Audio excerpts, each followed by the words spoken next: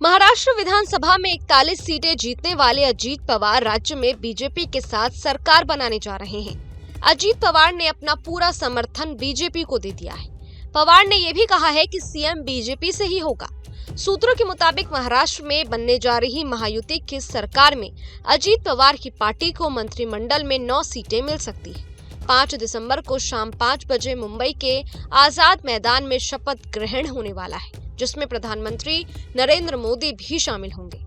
एक तरफ अजीत पवार बीजेपी के साथ सरकार बनाने की तैयारी कर रहे हैं, तो वहीं दूसरी तरफ महाविकास अघाड़ी के नेता योगेंद्र पवार उनके रास्ते में आ गए हैं। जी हां, योगेंद्र पवार अजीत पवार के भतीजे हैं।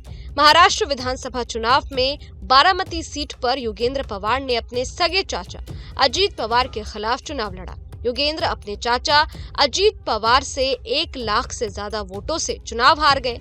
शरद पवार गुट के एनसीपी नेता ने रिकाउंटिंग यानी वोटों की दोबारा गिनती के लिए आवेदन किया है।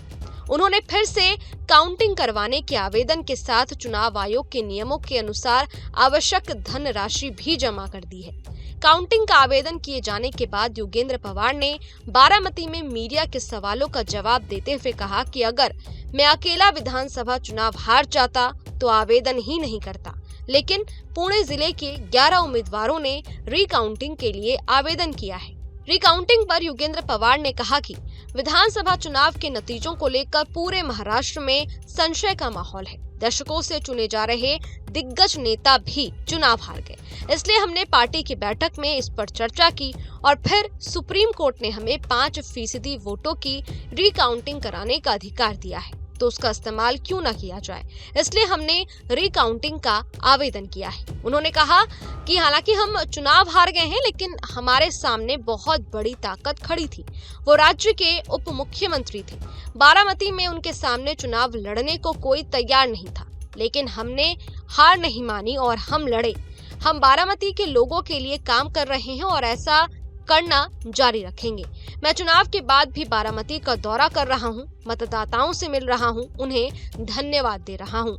आपको बता दें कि सुप्रीम कोर्ट के आदेश के मुताबिक जो उम्मीदवार चुनाव में दूसरे और तीसरे स्थान पर रहते हैं, वो एक लिखित आवेदन देकर किसी भी विधानसभा में इस्तेमाल की गई 5% ईवीएम के माइक्रोचिप के वेरिफिकेशन की मांग कर सकते हैं। इलेक्शन कमीशन के अधिकारियों ने कहा है कि उन्होंने इस आवेदन के बारे में राज्य के मुख्य चुनाव ऑफिस को जानकारी दे दी है।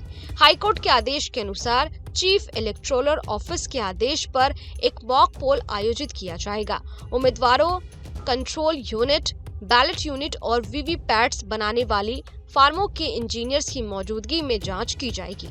अब देखने वाली बात यह होगी कि इस जांच में क्या कुछ निकल के आता है। खैर, दूसरी तरफ अजीत पवार महाराष्ट्र में बीजेपी के साथ सरकार बनाने जा रहे हैं। इस वीडियो पर आपकी क्या राय है? ये वीडियो आपको कैसा लगा? कमेंट बॉक्स में जरूर बताइएगा। बाकी देश और दुनिया की तमाम खबरों के लिए देखते रहिए न्यूज नेशन। शुक्रिया।